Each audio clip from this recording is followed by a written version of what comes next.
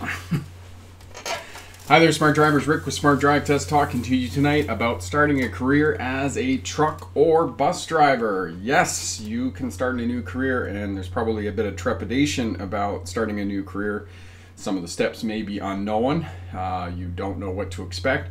You don't know what you have to do. So we're going to give you a little bit more information about the path towards becoming a bus or truck driver and starting a career and perhaps making a bit more money as professional driver.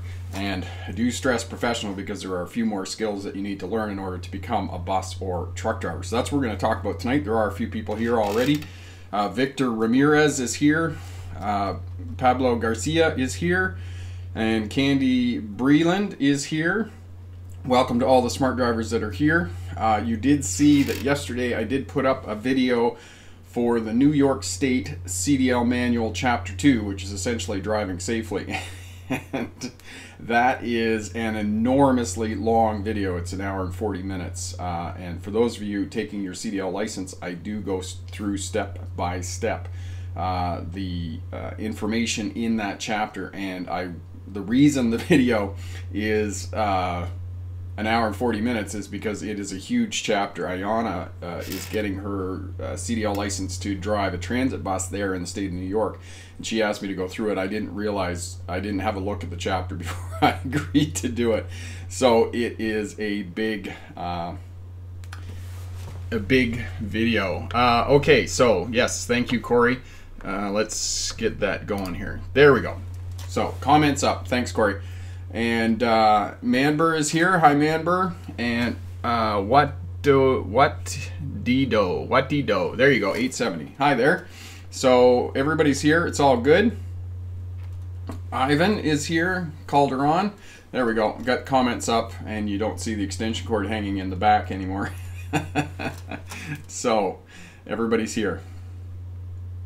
Ryan Realbuto, excellent. That is great that you passed your road test. Was it, Ryan, was it your first license for your passenger vehicle? Is that what you got your license for? So I'm going to entertain questions here for a few minutes while everybody joins us with the live stream here and we get going. And if you have absolutely any questions at all, please do ask me. Now, a couple of comments, just a little bit of house cleaning that I'm going to talk about. First of all, the cold weather start vehicle for winter driving. Those of you in the Northeast have gotten a bit of a cold snap, and that video, oddly enough, has gotten quite a bit of traffic, and a few people have suggested that yes, you need to clean off the roof of your vehicle, and I do encourage you to do that, to clean off the roof of your vehicle if there's snow on the roof of your vehicle. However, you know, if I can get smart drivers just to clear the glass and the lights off their vehicle, I think that's doing a lot more than just getting the snow off the roof. So what I'm going to say, instead of, if you can't get the snow off the roof, there are a couple of potential hazards that could happen. One, the snow could slide off the roof onto the windshield of your vehicle while you're going down the road, and it could impede your vision. So that's one thing that potentially could happen if you don't get the snow cleared off at the front of the roof. The other thing is that it blows off the back and it causes an obstruction to other drivers on the roadway. If you're one of the other drivers on the roadway and somebody's got snow blowing off the back of their vehicle, just hang back farther. Don't be right up behind them. You shouldn't be up behind them anyway. So that's one of the other tactics that you can do in terms of that. So, Joshua, yes, started your... Excellent. That's great, Joshua, that you're starting your career with Stevens Transport. Yet excited, don't know what to expect. Yeah, it's going to be a bit of a learning curve there in the beginning for you, Joshua. Manbur. Yes, we're going to talk about all that, Manbur. Just hang on here. We'll get through a few questions. We're just going to wait for a few other people to join us. And then we'll get into that about the procedures for that. Ryan, you are most welcome. We're glad that the information helped you out. Okay.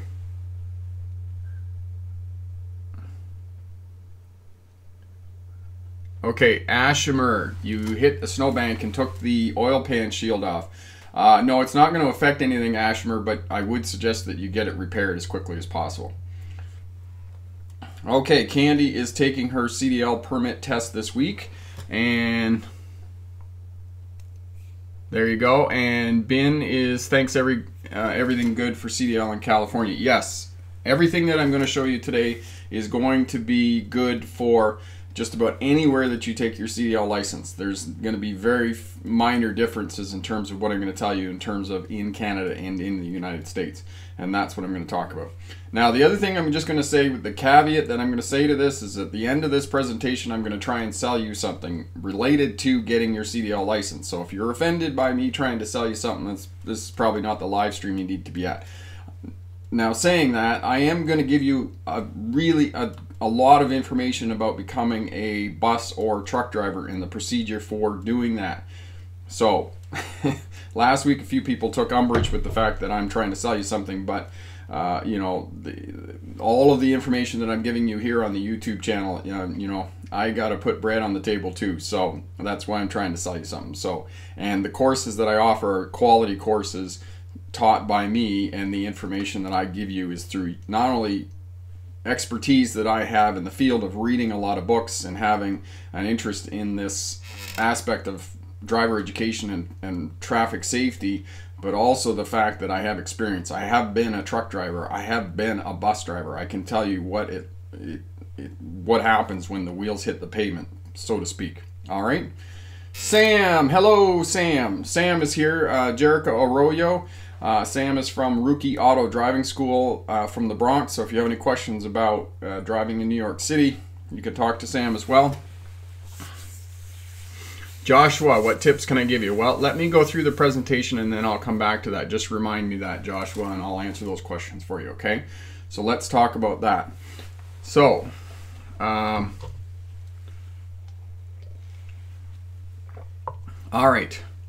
And one of the other things I wanted to ask people is I am using the community feed, the new community tab here on YouTube. I'm trying to post some of the stuff in the mastermind group over on Smart Drive Test. How many people are getting comments from the community tab here on YouTube? Just type SMART into the comments there, and that way I'll know whether you're getting it or not, because I think a lot of people aren't getting it. And we also have the mastermind group, the Smart Drivers Mastermind group over on Facebook, and this morning Victoria posted a really good video that had been on bad drivers of upstate New York, which I'm not really crazy about. But anyway, the video was really good. It was an intersection with two stop signs on either side, and the vehicle turned in front of the other vehicle coming through, and there was a discussion about who had the right of way. And what I'm going to remind you about right of way at intersections, one person commented erroneously that it was the first person to arrive. The only time it's first person to arrive is at a four-way stop. If it's a two-way stop, right of way is as follows. Uncontrolled vehicles have the right of way, so the vehicles that are going straight through, and then straight through vehicles have the right of way over turning vehicles. And then the last thing I'll say about this is that, remember, the right of way is never taken. The right of way is always given. So in other words, if that vehicle is going to turn and the other vehicle is going to insist on coming through, you have to give that other vehicle the right of way. Otherwise, you're going to end up in a crash. So remember, the right of way is always given.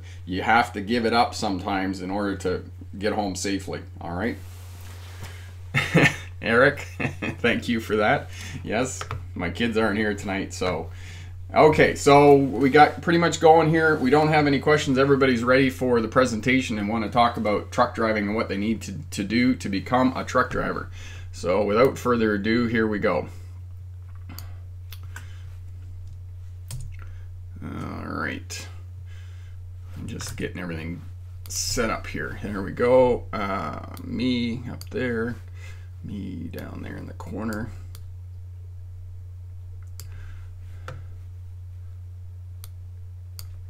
Just about there. Just bear with me. There we go. Okay, so truck or bus driver, and this is me when I was training. I actually did take all the logo off this truck. It was all logoed up before I went through Photoshop with it. And picture of me teaching pre-trip inspection to one of my students. And this is mostly going to be for truck drivers, but there will be some stuff about bus drivers too. And for those of you who may be new here or haven't visited the Smart Drive Test channel before, I'm Rick August. Yes, I do have a PhD in legal history as it relates to policing, and as it relates to policing specifically as it relates to traffic. So let me just see if I can get the page down here. I got to click on the There we go. So I was a truck driver for the better part of 10 years during the 1990s. I drove through Canada and the United States. And for a period of some months, I drove LTL. LTL stands for less than freight, which essentially means that there's more than 3 or 4 drops on a trailer. So I drove LTL into New York City. So essentially I drove down on the weekend, did drops on Monday, did drops on Tuesday and came back, and then got another load and went down and did that again Thursday, Friday, and came back Saturday. So I did that for about 6 months out of Ontario down to New York City. I became a licensed driving instructor in 1998, and I have been a licensed driving instructor ever since. I am still a licensed driving instructor in the province of British Columbia. That was when I first got my license. I was in the province of Ontario. In 2003, I went to the University of Melbourne. I got a doctorate in legal history as it relates to policing and traffic. And in the year before I went to university to pursue my graduate studies, I drove for Greyhound to try and make a bit more money. And as well, while I was going to university, I worked for a company in the state of Victoria in Australia called V-Line, which is essentially a regional bus company. So I drove for them as well, part-time. So I have quite a bit of experience as both a driving instructor, as a truck driver, and a bus driver. So if you have any questions, I can field most of those questions for you to get started as a truck driver.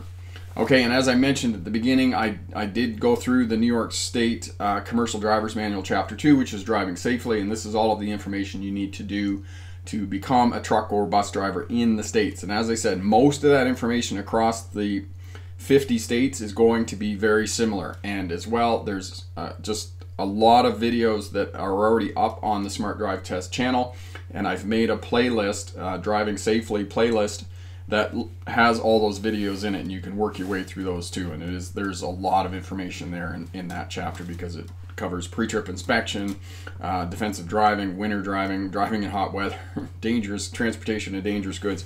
There is a lot of information in that Driving Safely chapter 2 there. So have a look at that. All right, so the first thing we're going to talk about in terms of becoming a truck or bus driver is finding a job, because essentially after you become a bus or a truck driver, the end result is that you want to get a job. Now, one of the things we talk about in life is ROI, return on investment. What is your return on investment? And I'm going to say that for 2 or 3 months, maybe even less than 3 months, you're going to invest about between $5,000 and $10,000 to get your truck driving license, to get your CDL license and go to truck driving school.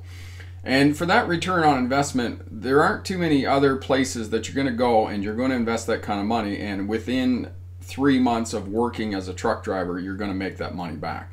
You're probably going to make, if you run long haul, you can make sort of $2,500 to $5,000 a month, depending on what company you're working for and what kind of work you're doing. There are different kinds of work, and I'm going to talk about that, whether you're pulling vans or whether you're pulling flat deck or whether you're pulling reefers, which is reefers are temperature controlled trailers in the industry. So there's tractor trailer units is mostly what I'm talking about. There is straight truck work. The straight truck work tends to be more regional or local type work if you're driving a straight truck or a dump truck or something like that. Now, just saying that, if you drive a dump truck and you put a pup on it, as soon as you put a pup on it, which is a trailer behind the dump truck, then you're into a tractor trailer license, because the pup will have air brakes, and as soon as you put an air brake trailer behind a truck, it's considered a tractor trailer unit. So know that as well. Now, the other thing that some students have said to me, or potential truck drivers have said to me in the past before going to truck driving school, is as well, can I just get my Class 3 license, my straight truck license? And I say to them, well, if you go to work for a dump truck company, you're not going to be as valuable to them as somebody who has their Class 1 or Class A license, their tractor trailer license. Because what that company does is they've got all these dump trucks, and yes, they've got a bunch of Class 3 drivers, but it's easier for them to have all their drivers as Class 1, and then when somebody calls in sick or whatnot, they don't have to go picking through the list. They don't, oh, Joe can't do it and John can't do it, only Ted can do it. What they're going to do is they want to hire just people who have Class 1 license, and then if somebody doesn't show up, they can just go down through the list. So that's one of the reasons why I would suggest you to get your tractor trailer license. And the other thing that I'm going to talk about in terms of a tractor trailer license, in many places here in British Columbia, for example, or many states, if you get your CDL license and your tractor trailer license, you get everything. Like, you get tractor trailer, you get bus, coach, school bus, class 4 vehicles, which is bus less than 25 passengers. Here in British Columbia, you get everything, and there's other states and jurisdictions. Look into that. So if you get tired of driving a tractor trailer unit, you could go and drive a bus. Now, networking and job skills. This is Bill Walker, and if you haven't watched the interviews that I've done with Bill, Bill was one of my students 3.5 years ago, and Bill was older. Bill wanted to go up to the Alberta oil fields and work as a truck driver and make more money so that he could retire, because he is now retired. And Bill did that and did it successfully and made a fair bit of money. And Bill came to truck driving school. He took the smallest course that we had, which is essentially a 28-hour course. He finished that course on Thursday, and the next Tuesday he was in Grand Prairie working as a truck driver. So it is possible. Now, Bill also started looking for a job even before he finished truck driving school, and that's what I encourage you to do. Start looking for a job before you even finish truck driving school. Start calling people now. And if you're not comfortable asking for a job or looking for a job, start doing informational interviews where you just say, listen, I've got a few questions about becoming a truck driver, and I'd really appreciate your expertise in this field, and just go and talk to them and see what they have to say. So networking, you have to network. 70% of the jobs out there are not advertised, but if you start talking to people and start calling people and getting on Facebook and saying, listen, I'm looking for a job as a truck driver, you're going to be able to find a job even before you finish truck driving school. That way, when you get out of truck driving school, you're already employed and you're hitting the ground running. All right, and I've already talked about this, about getting it all. If you get a truck driving license, you're going to get a bus license as well, and there are lots of driving job opportunities. And this is me some years ago when I still had hair in 2002, when I was working as a bus driver for Greyhound, and I was brand new. I started in March, and this was probably a week in when I was driving coach. I remember coming back, and I was still with the trainer at this point when this picture was taken. So one of the things about being a truck driver is there's lots of work in terms of being a truck driver. And have a look at this video, 8 reasons to consider a career as a truck or bus driver, and it will give you some information about why you might want to become a truck driver. One of the things is a pride in your job, right?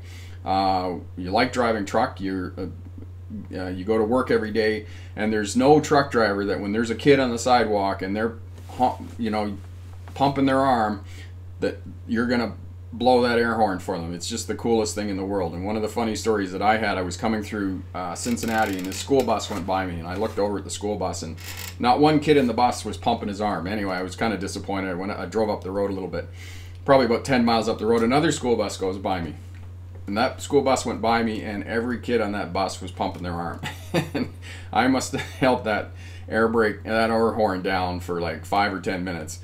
Not 5 or 10 minutes, maybe 30 seconds a minute, and every one of them was just, they were all clapping and cheering, and they thought it was the greatest thing. So there's a lot of pride in the job. One of the other thing is, the only unemployed truck driver is the driver that doesn't want to be employed.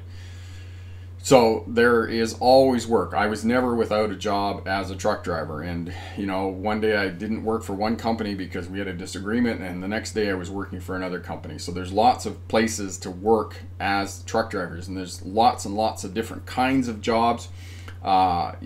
You can work as a flat deck driver, as a dump truck driver. You can drive a van, you can drive temperature controlled units hauling groceries and those types of things. There's different kinds of work, and then there's different kinds of jobs, and then there's different kinds of work.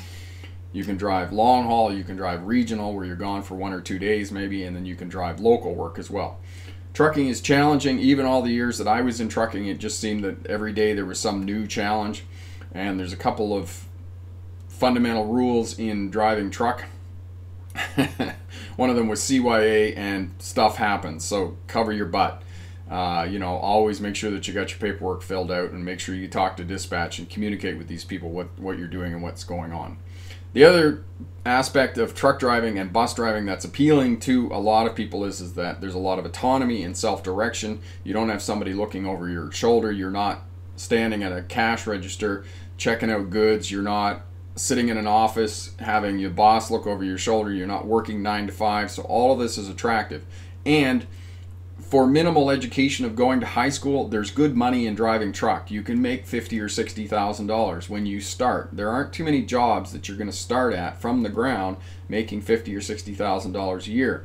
And I know in the States, some of the bigger companies, Schneider National, JB Hunt, Swift, and these other companies, yes, unfortunately, they take a bit of a beating from the rest of the industry that, oh, that's where rookies start and that sort of thing. But you do have to get experience, and you need to go to work for these companies. And some of these guys who have been there a couple of years, they're making $90,000, $100,000 a year. I mean, they're working hard, but they're making good money. So there are some benefits, but you just got to kind of be in the industry a little bit and figure out what works for you and what doesn't work for you. So to become a bus or truck driver, obviously you need a license and you have to go to truck driving school. And you enroll in truck driving school, and as I said, truck driving school is going to cost you anywhere between $5,000 and $10,000. There are, here in Canada, there is funding. I don't know about in the States. I suspect there is funding there as well, because we have government funding for students to go and get their truck or bus license here in Canada. There's five major components that you're going to be learning, or sorry, 5 components, 3 major components and 2 minor components when you're learning how to drive truck.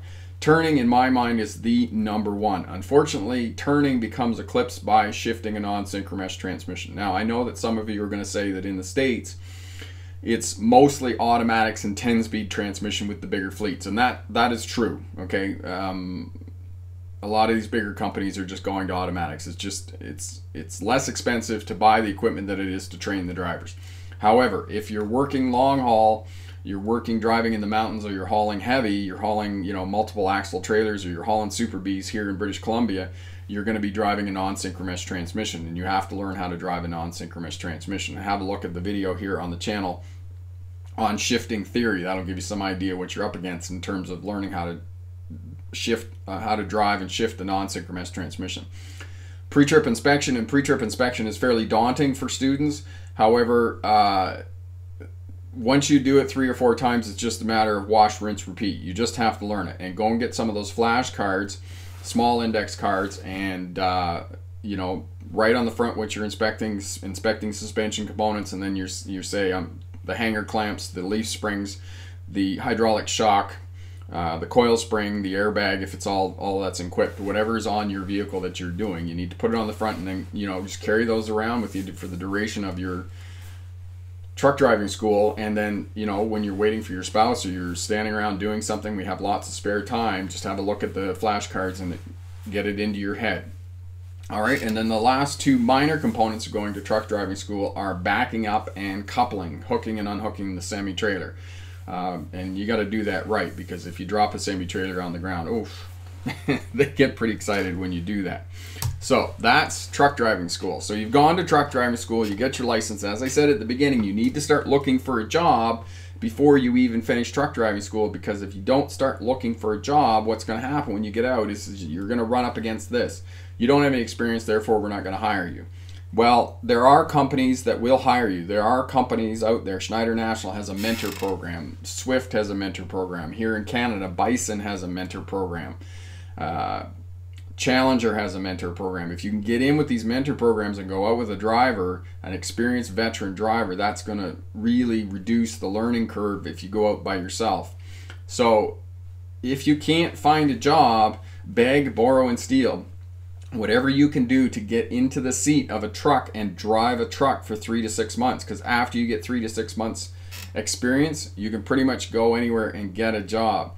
The reason that most of these companies put 2 or 3 years experience needed is because of insurance requirements. However, if you pester them, if you are in their face and you are showing that you are willing to do what it takes to get the experience to drive the truck, eventually they're gonna do that. They're gonna give you a job. If you show up every 3 or 4 days in their office and say, here's my resume, I want a job, is there anything available?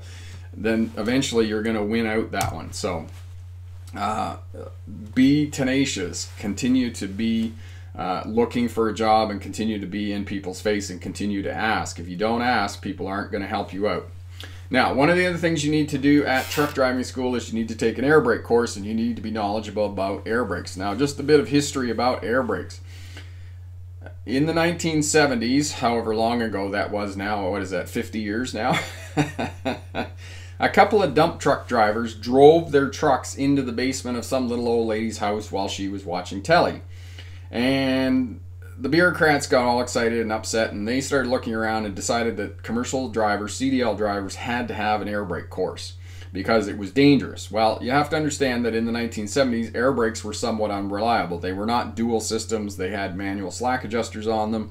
The drivers had to adjust that didn't get adjusted.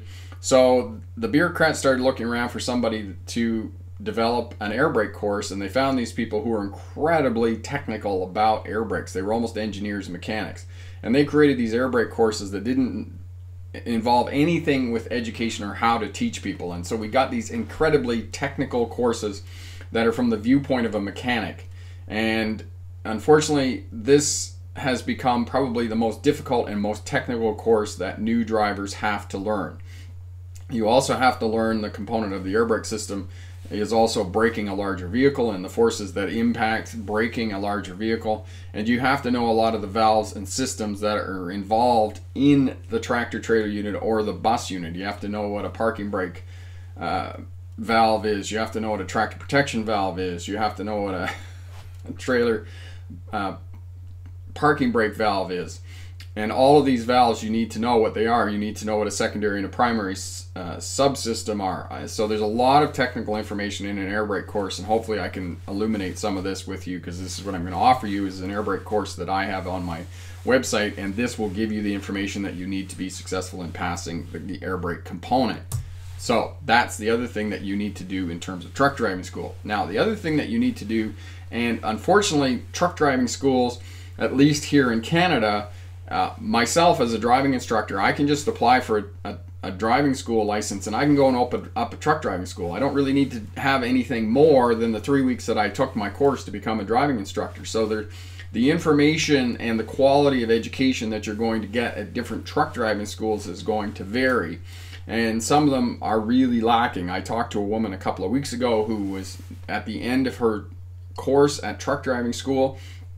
She couldn't tell me what the weights were on the truck. And this is important because you cannot be overweight. You cannot be overweight on your gross vehicle weight or your axle weights. If you are, you're not in compliance, and you're going to get a fine because you're going to eventually roll over the scales, and that's on you. That's not on the company. It's on you to make sure that the vehicle is the proper weight. And I was somewhat disappointed that she didn't know that. She couldn't answer that question.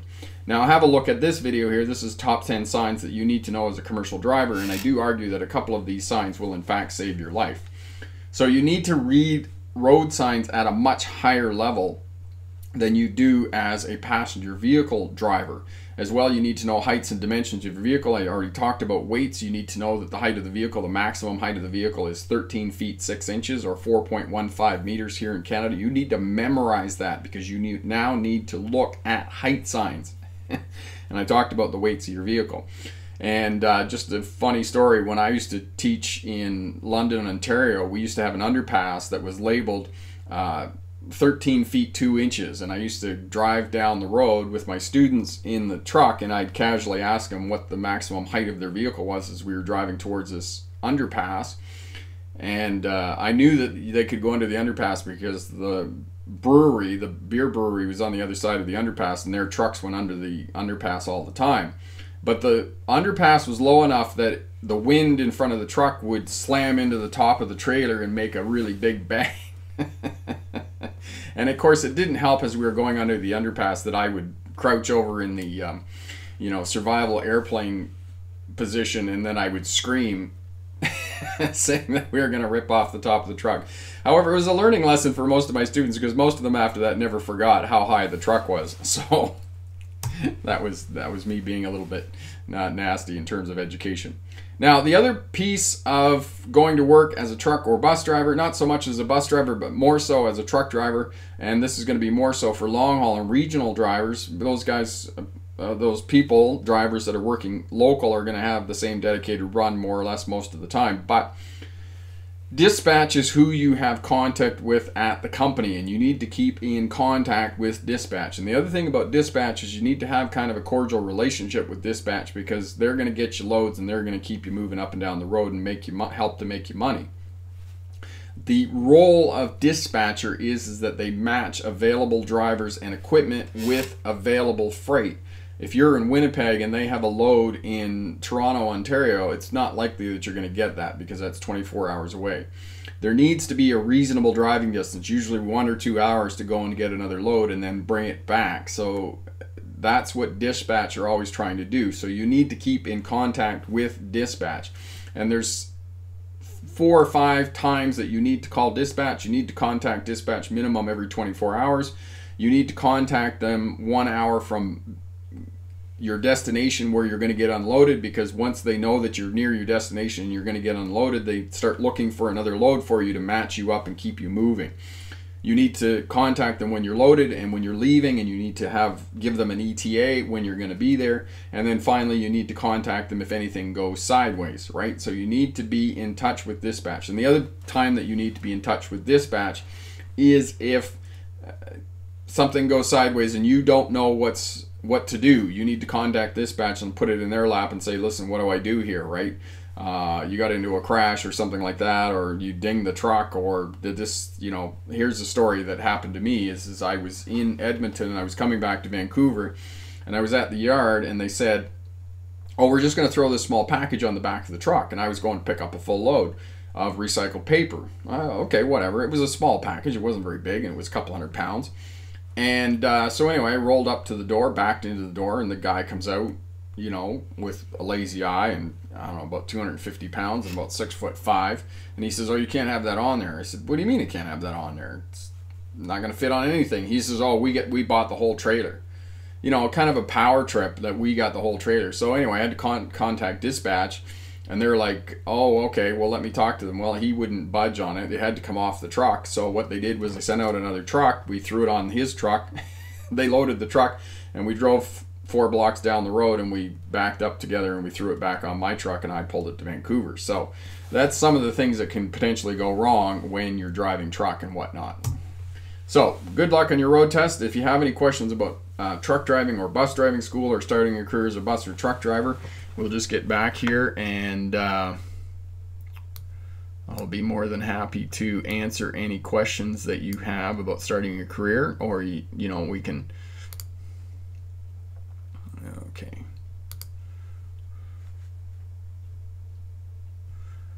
All right. What is going on? Oh, that's going on. Okay. One sec. Just bear with me.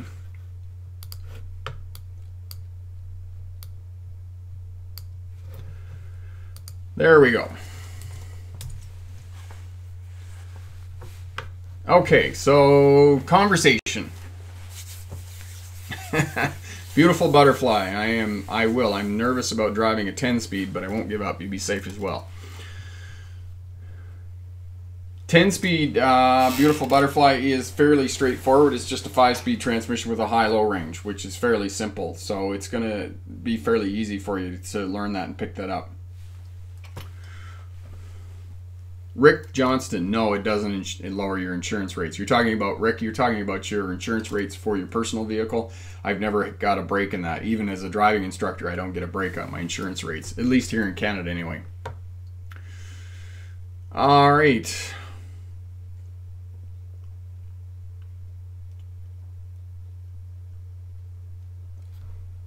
Candy, I start school on the 22nd in Mississippi. No, it's exciting. Yes, very exciting. That's great, Candy. And Candy, you're going for your truck driving license, is that right?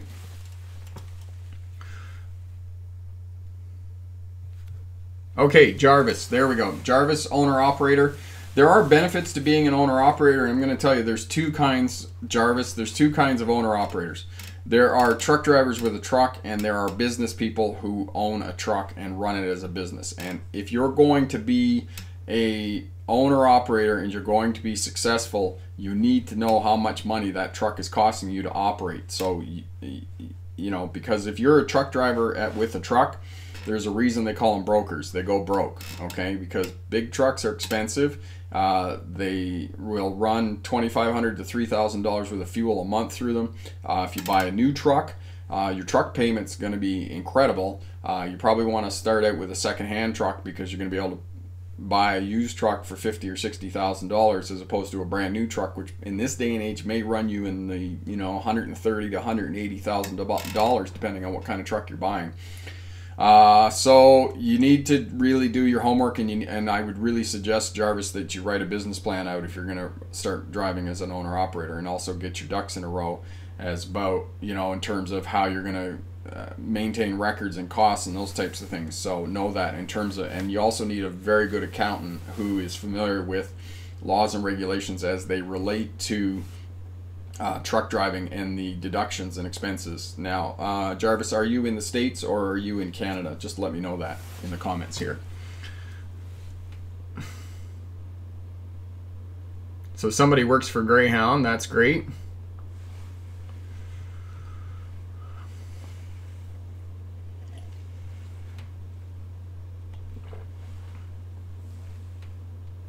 Okay, so Corey's saying it would appear that people need to go to the community tab in order to see what's posted there. YouTube doesn't appear to notify subscribers through other means, like the bell to enable. Perhaps there's something in the settings, Corey, that they need to click in order to get notifications about the community tab. All right, so Corey put up the shifting video, and what else we got here? Rigididge is from Australia. Rigididge, where are you in Australia? When I was in Australia, I was in Melbourne, which is cold in the wintertime, but it's not wintertime there now. Christine, does your CDL license cover all the states? Yes, it does, Christine. So Christine, just let me see if I get the question correctly. What you're asking me is, so for example, if you got your CDL license in Utah, you could drive in one of the other states in the US. Is that what you're asking me? Just clarify that for me if you would. Okay.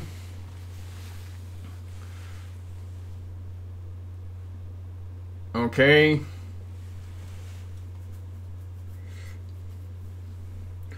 Luad, you got your passenger vehicle license. That's the test you're going for this week. Is that correct? Just let me know that in the comments there. Okay.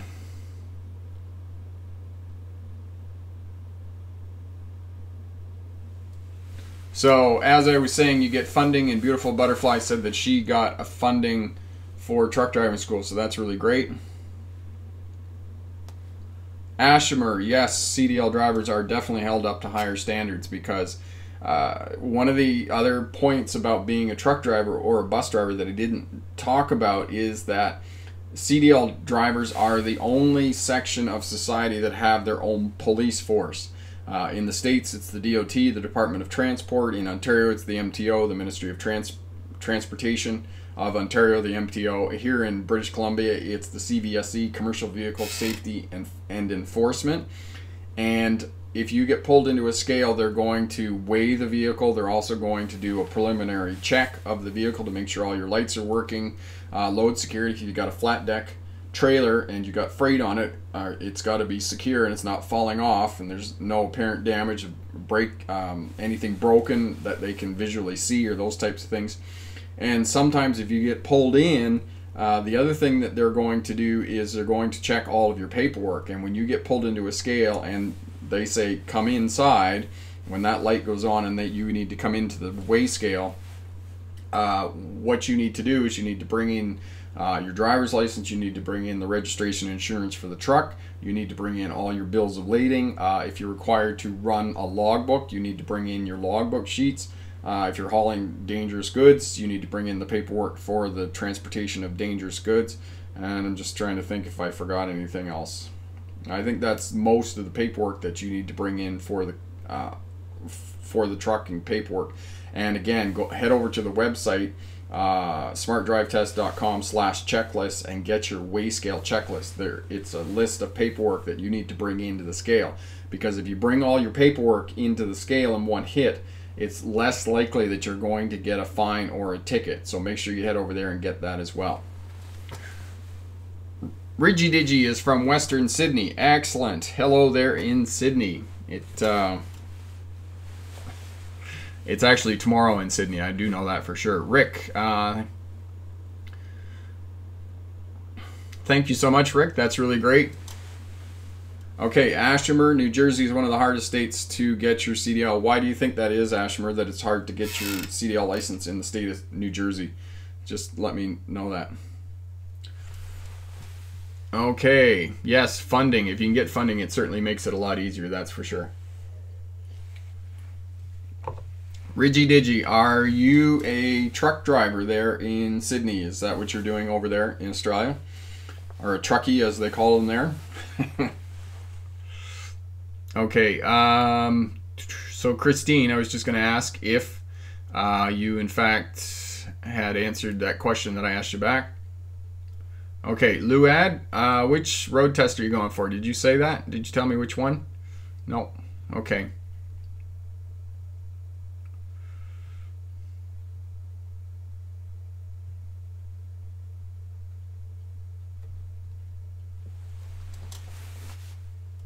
Okay, so nobody seems to have any questions here about truck driving or bus driving.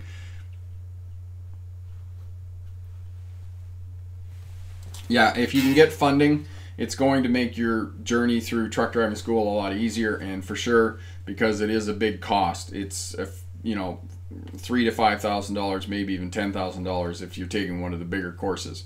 And, you know, like I said, if you're learning to drive a non-synchronous transmission, it can be fairly arduous and fairly daunting because you got to match the road speed, the gear, and the engine speed. Those three things have to line up in order to drive a non-synchronous transmission. Luad, no, what I'm asking you, Luad, is driver's license. Is it for a passenger vehicle? Like, is it for a regular car, or is it a commercial license that you're going for?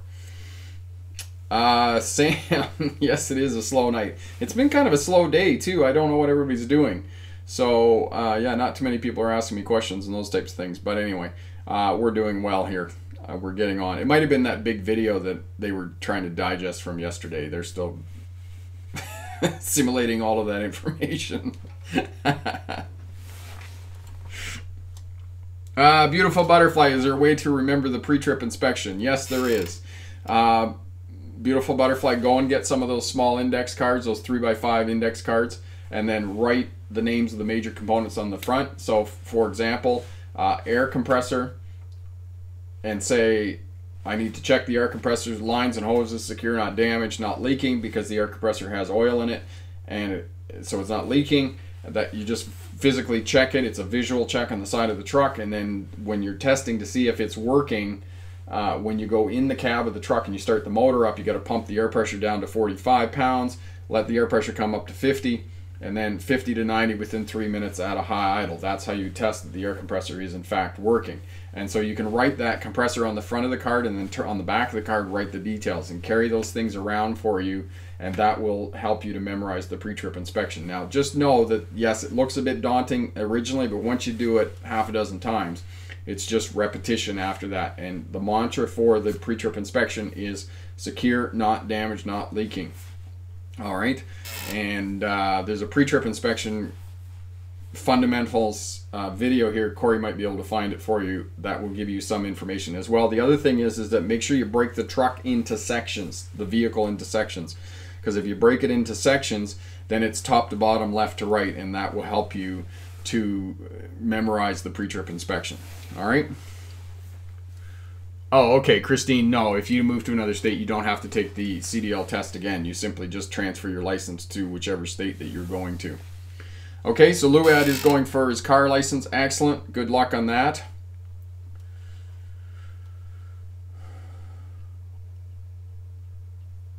Okay, so Luad, if you're taking your test and there's going to be snow, have a look at the taking your road test in the wintertime here. I've done a video on taking your road test in the wintertime, and that'll help you out, and that'll show you some of the things. Actually, if there's snow on the road, Luad, it's going to be a little bit easier to take your test because it's not as exact as when there isn't snow and you can see the road markings and those types of things. All right, so just know that as well. Riggy-diggy, yes.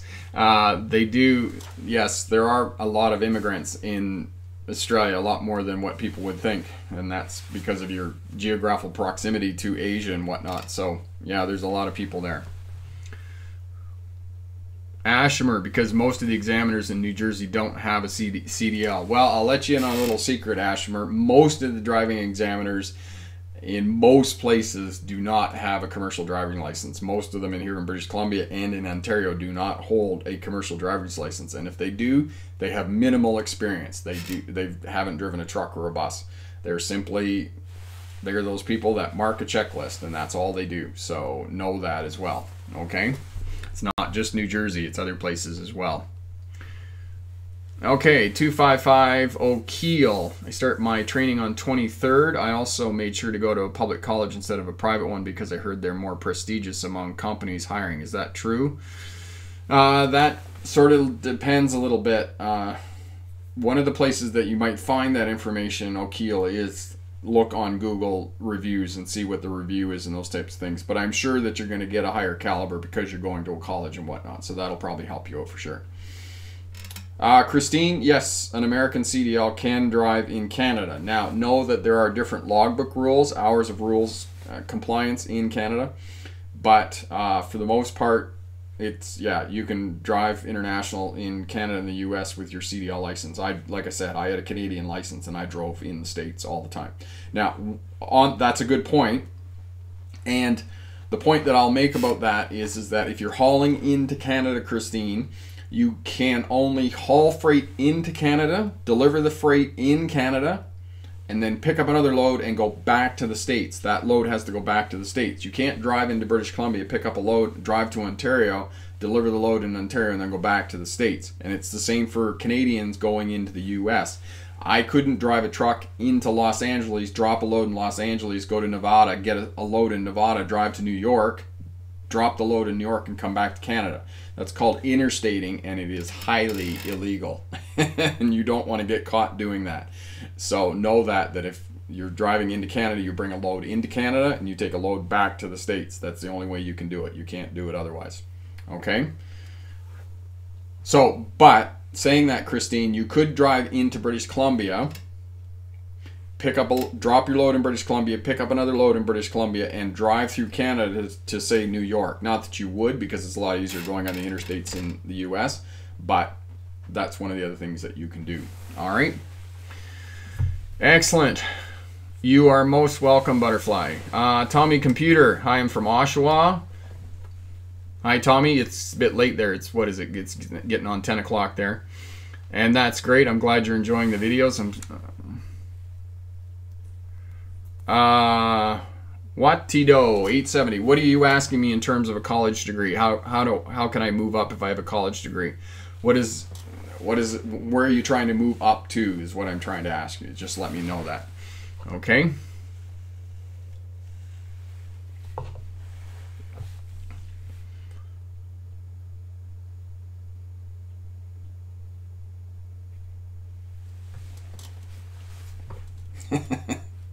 So, driving examiners. Now, here's another thing that I'm just going to say on that point about driving examiners and taking a test with a CDL license.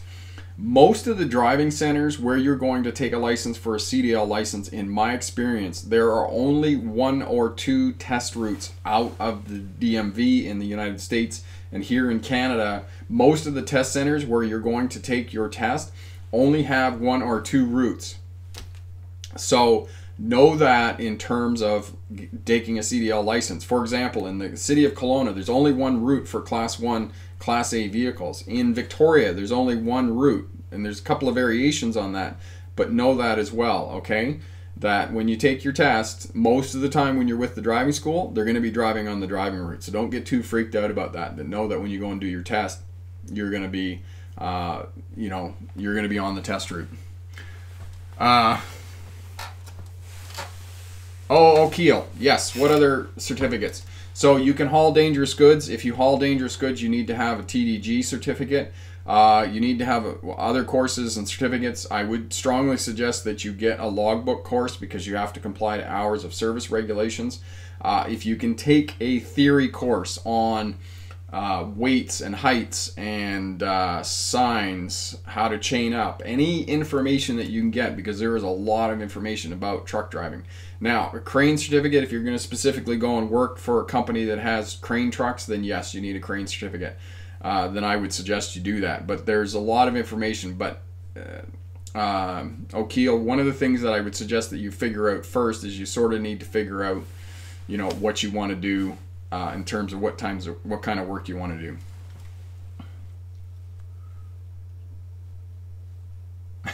Sebastian, what advice would you give to someone trying to encourage their supervisor not to quit on a goal of starting a career as a truck driver? Well, Sebastian, one of the things you can do is that you can only show them the door. You can't actually do the work for them. If they decide that they don't want to go on and be a truck driver, unfortunately, there isn't anything you're going to do. I mean, you can point out some of the benefits of doing that, but you know, you can only do what you can do.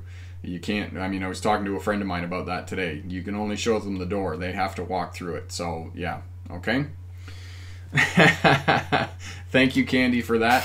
Okay, so like I said, I'm gonna try and sell you something. I'm gonna try and sell you an air brake course. So here we go. We're gonna have a look at that, and then we'll wrap it up here. I'll answer any more questions that you might have. Okay.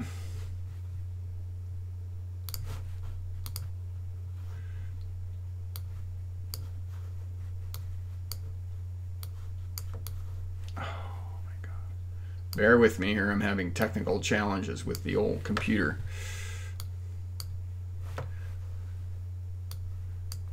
There we go.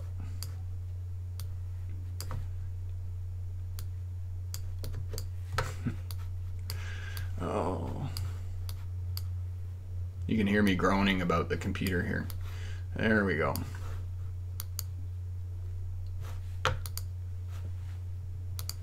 That's why.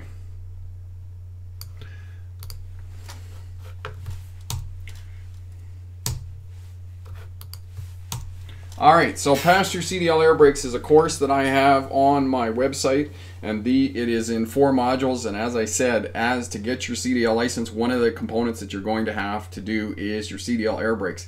And it is the most challenging and most technical course that you have to do, because there are a lot of numbers that you have to remember. You have to know all of the valves and systems in the air brake system, and it can be challenging for students, and most of you are going to take a 16-hour, 20-hour course in order to be able to pass your CDL air brakes.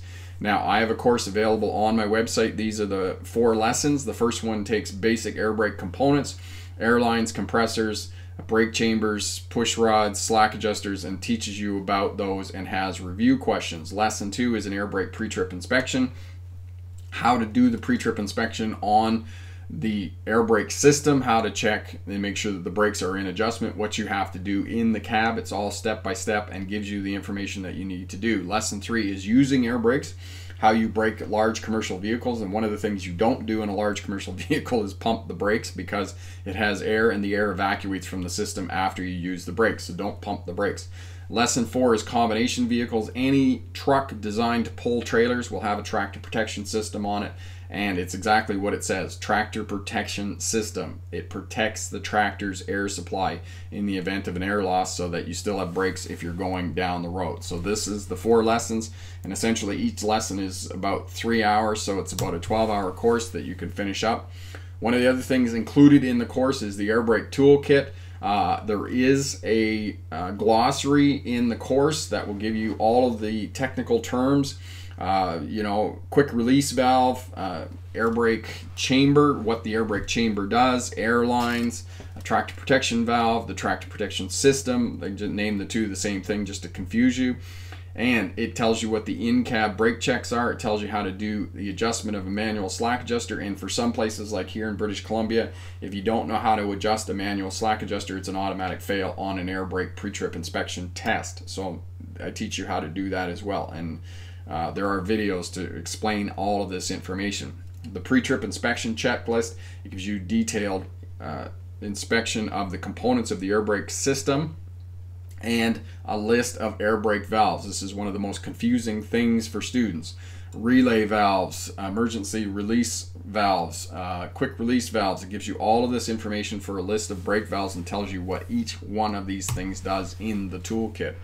As well, you will have to do a theory test for the practice air brakes, and all of these questions, I have written every one of these questions. I didn't take them from somewhere else. I wrote these so that you have the specific questions that you are going to be asked on an air brake test. And as I said, this is a 40-year-old air brake course, and these courses have not been updated in 40 years. So they still ask you questions about manual slack adjusters, but you're never going to find a manual slack adjuster on a modern air brake system. And air brake systems are bulletproof. They're not going to fail, but unfortunately they still ask you questions about 40-year-old air brake questions. So I give you the specific questions that you're going to be asked on a theory exam. And as I said, I've been teaching air brakes for almost 20 years and I know my stuff. So at the end of the course, there is a final test, and it's on basic components, pre-trip inspection, downhill braking, air brake subsystems, and auxiliary components. There's 2 tests because there are some jurisdictions where if you're just doing a dump truck or a straight truck, you don't have to do trailers. But most of you will do trailers, and you want to take the quiz about semi-trailers included, and you'll get a certificate at the end of the course. So all of this adds up to $150 for the course. If you go and do an air brake course physically at a school, they're going to charge you about $150. The glossary is about $40. The toolkit's $100, and the practice driving test questions are another $30 for a total of $320. And as well, a bonus in the course is that I give you a CDL practice question. This is about interstating weights, logbook questions, and this information is there as well. And as well, there's CDL air brake supplemental information that is included in the course. That's another $85 plus the $320 for the course, which is a total value of $405 for the air brake course. There's a lot of really good information in the course that will guarantee that you pass your road test. And the course is 100% guaranteed. If you finish the course and you don't pass your air brake component of your CDL license within 8 weeks, I'll refund your money 100%. So today, for those of you watching on the live feed, if you head over to the website, the regular cost of this course is $85, but I will sell it to you today for $59.50. And as well, for those of you who sign up tonight for the course, I will also include the logbook course. If you send me an email, rick@smartdrivetest.com, and you tell me whether you're in the States or in Canada, I will include the logbook course as well and give you that information about how to fill out a logbook and be in compliance with hours of service regulations and how to manage your fatigue when you're driving as a commercial license. So as I said, that's available on the website for $59.50. So head over to there and sign up for that course. And you just go to the smartdrivetest.com, and right at the top there's a link to the air brake course, and you can get it for $59.50. And all of that great stuff is included in that course. So that's what I have to offer. And as well, you have total access to me, and any questions you have, I'll be more than happy to help you out with those. And just come back here.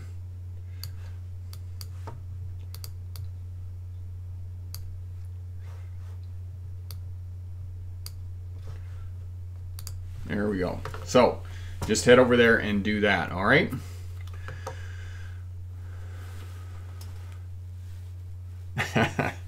Okay, and if you haven't subscribed to the channel already, do that. And if you want to give it a thumbs up, hit the thumbs up button as well. And I think I'm going to end it there because there aren't too many people that have any more questions. And if you do have any questions, by all means, leave me a comment. I'm more than happy to help you out with that. I'm more than happy to help you out with anything that you're doing in terms of getting a license or pursuing a career as a truck or bus driver, and help you out with all of that information as well. So, Ridgy Digi.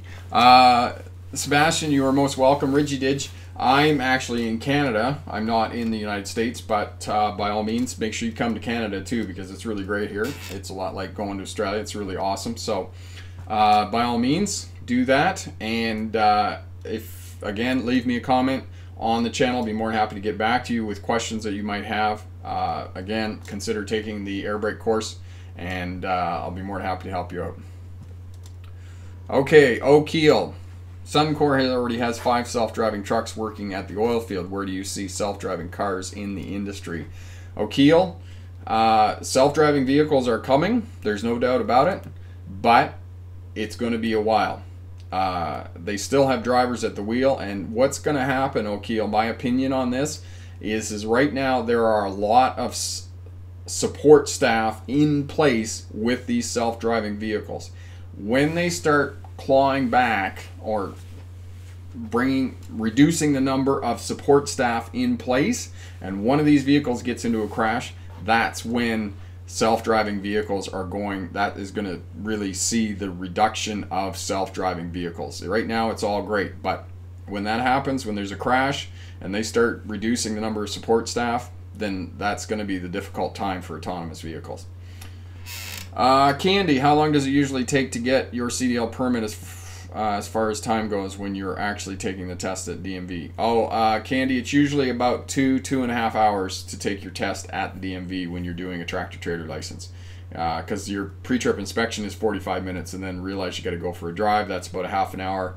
And then the hook and unhook could take you another half an hour. And then there's a backing up component depending on where you're taking your license. So it can be about 2.5 hours. Nathan, I got my air brakes on my Class 7N. Yes, you did. You can get your air brakes with any license, any class of license. There's no restriction in terms of getting that on a CDL license. Okay, Ashmer, will you need a driver's license with self-driving cars? I don't know, Ashmer. That's time will tell. We'll see what happens.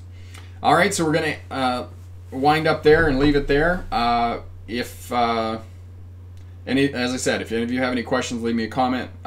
Drop me an email, rick@smartdrivetest.com. More than happy to help you out. Congratulations to all the smart drivers that got their license in the last week. That's really great, and that's really awesome, and thanks for letting us know as well. And good luck to all of those taking the road test coming up and those pursuing a CDL career. That's really awesome, and I really wish you all the best and all the luck with that. So good luck on your road test, and remember, pick the best answer, not necessarily the right answer. Have a great night. Bye now.